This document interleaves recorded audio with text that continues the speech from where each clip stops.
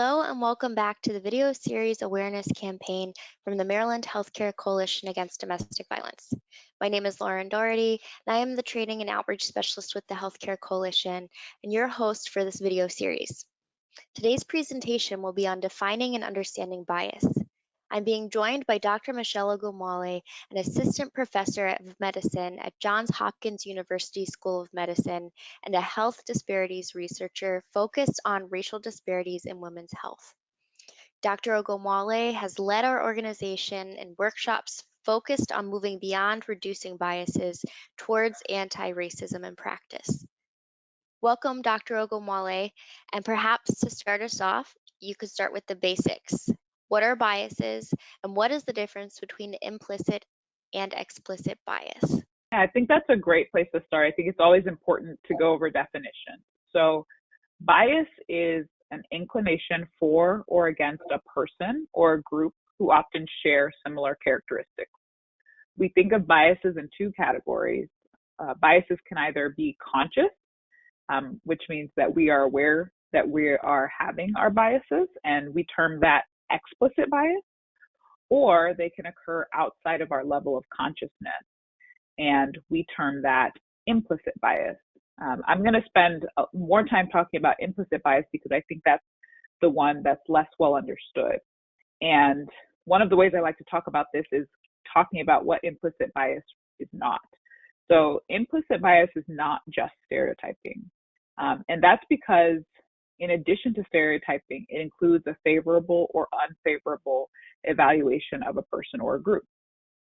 And implicit biases are also not just the beliefs that people are hiding or choosing not to tell others. So they're not just our secret biases.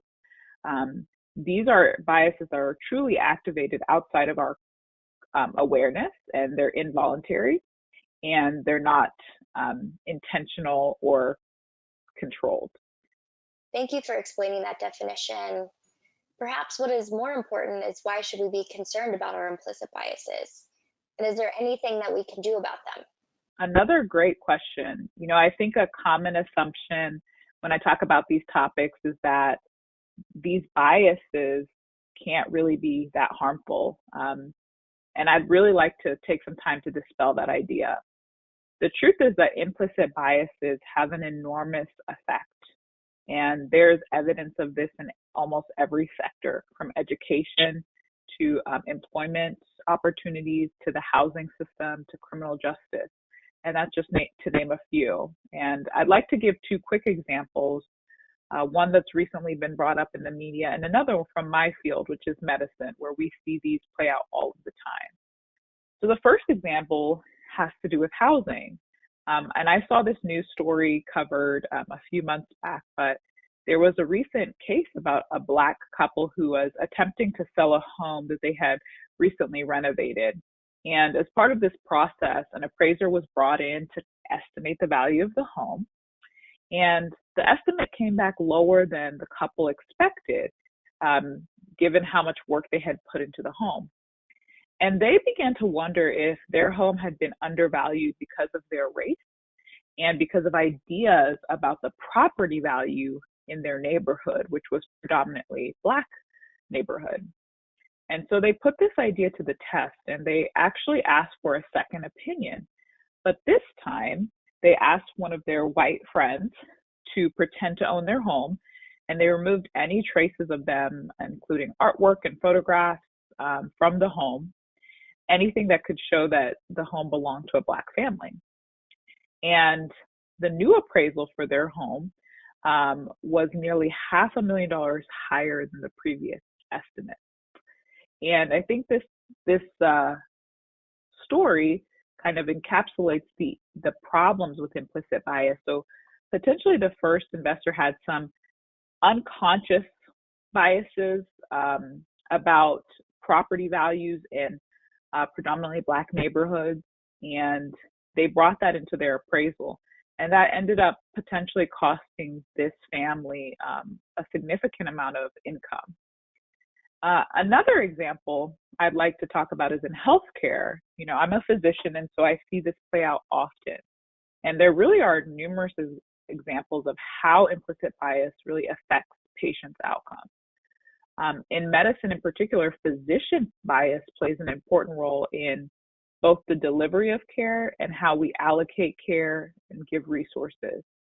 And while most physicians would never come out and say explicitly that they have biases, implicit biases, which um, may not be the same as the expressed beliefs of a physician, those things are often present.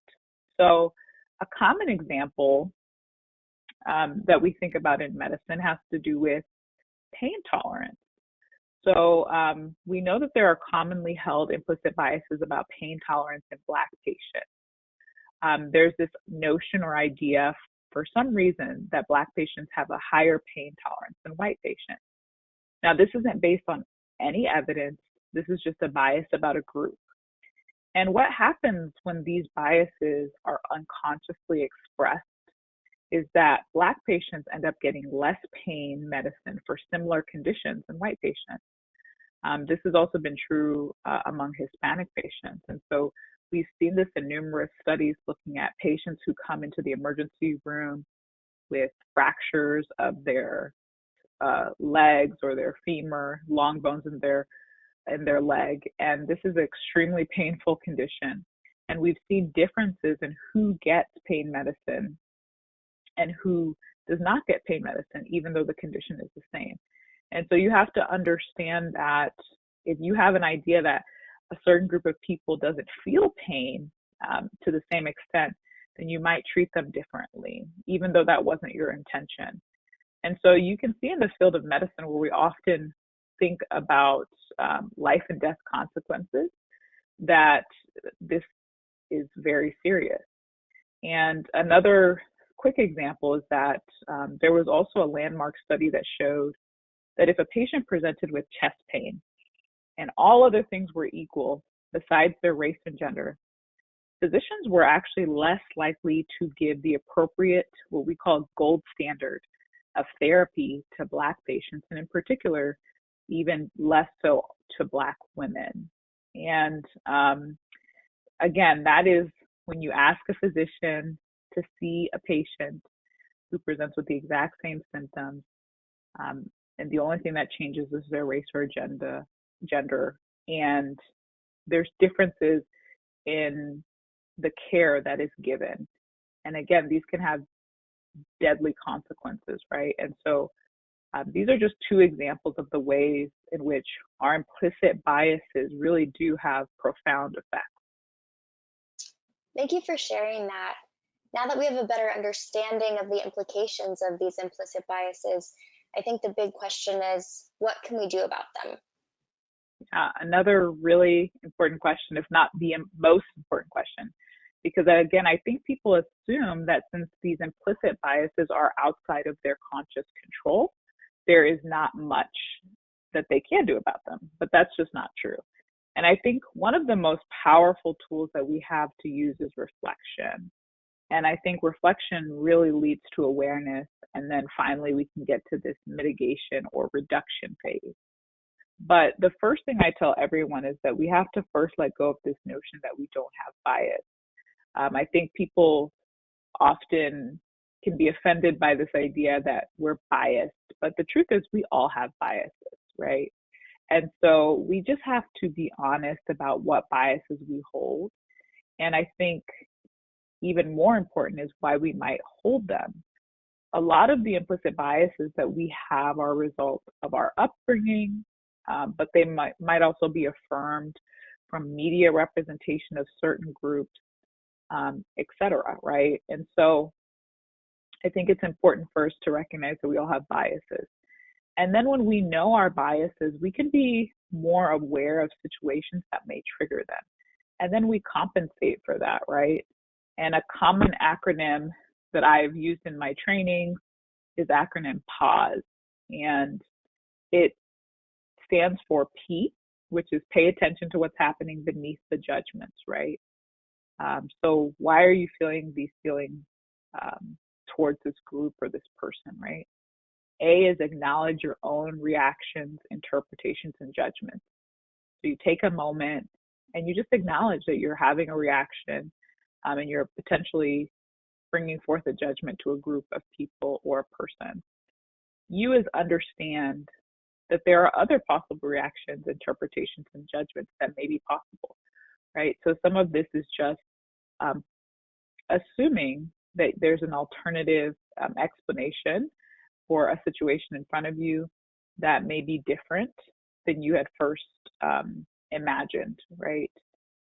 S is search for the most empowering, productive way to deal with the situation. So when you figure out that you're having an implicit bias or a bias towards a group, and you're thinking through how am I going to turn this around, we want to think about a productive way to deal with a situation that is positive and really doesn't end with anyone being harmed or hurt, right?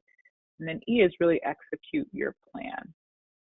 And so that's something that I always use kind of in my trainings, and I use it because it spells the word pause. And I also think that one of the most important things is for us to actually pause and take a step back and reflect on what's going on. And if there is a more empowering way to handle a situation in which our biases are showing up, right? And so I gave some examples in medicine and healthcare. And so if I know that I might have biases against certain groups of people, whenever I have patients that belong to that group, I take extra time and I pause to really think about the way that my biases may be affecting my interpretation of their clinical presentation, right? And I search for a productive way to deal with that. So whatever my biases are does not interfere with their care. And that may look like taking extra time listening to this patient, giving them all of the workup that I would give another patient, pretending that patient did belong to another group and thinking about how I would treat them and then treat them accordingly. So those are all things. And, you know, the other piece that I try to just tell people is that you have to kind of uncover your biases. And so this, again, requires reflection.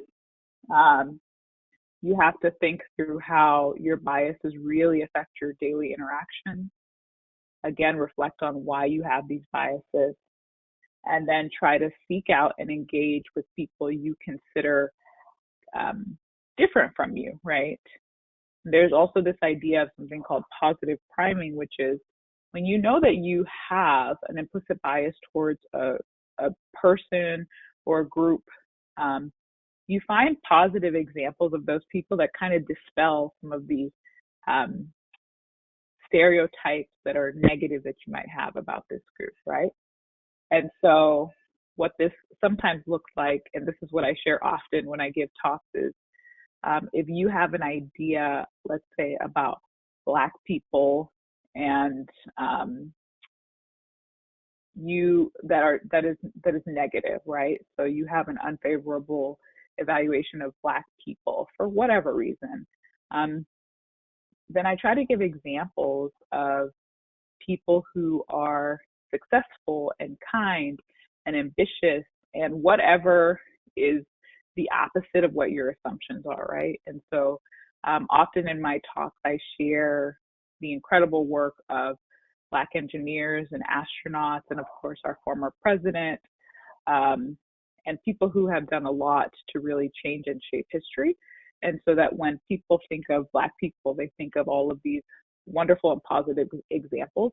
And hopefully over time that becomes part of their unconscious awareness as well. Thank you so much for helping us to better understand these ideas. Are there any other closing thoughts that you may have? Yes, I do. I just want to emphasize that, you know, this video is wonderful, but it's also just a short introduction to concepts, and actually addressing these biases takes ongoing work. It's not just about kind of memorizing an acronym, but it's about putting these principles into practice. And I also think the most important point is that bias mitigation is really just the tip of the iceberg. We also must move beyond just mitigating our biases to naming racism more explicitly. And racism, I usually use Dr. Kamara Jones' definition of racism, which is that it is a system of structuring opportunity and assigning value based on the social interpretation of how one looks. And that's what we call race. And that system unfairly disadvantages some individuals and communities, and it unfairly advantages other individuals and communities. And really importantly, it saps the strength of the whole society through the waste of human resources. And so I share that just as we end today, because I think we have to continue to think about the many ways that racism operates in our society, both in these broader systems as well as our interactions between people. And we have to actively work to be anti-racist, which is not something that I talked about much in this video, but the idea is that we have to have an active process of identifying and eliminating racism by changing systems, organizational structures, policies, and practices, and our attitudes. That way, power is really redistributed and shared equitably. And I know that's kind of a big concept that I'm ending with, but really, the idea, again, just as a summary, is that it's important to recognize our biases, our implicit biases in particular, because they can have such a profound effect in every industry, in our workplaces, in the way that we interact with people day to day. But it really is just the tip of the iceberg, right? There's so much work that has to continue to be done. There's so much reflection that has to continue to be done. And every time we have interactions with people who are different from us, we have the opportunity to put these principles to use and to continue to reflect on how we can actually change and shape our own implicit biases. And I think that was, the important point that I wanted to leave everyone with. Thank you, Dr. Ogumale, for sharing this really vital information with us. For those of you who are interested in more how to create a proactive and effective healthcare response to intimate partner violence, please visit our website at www.healthandv.org.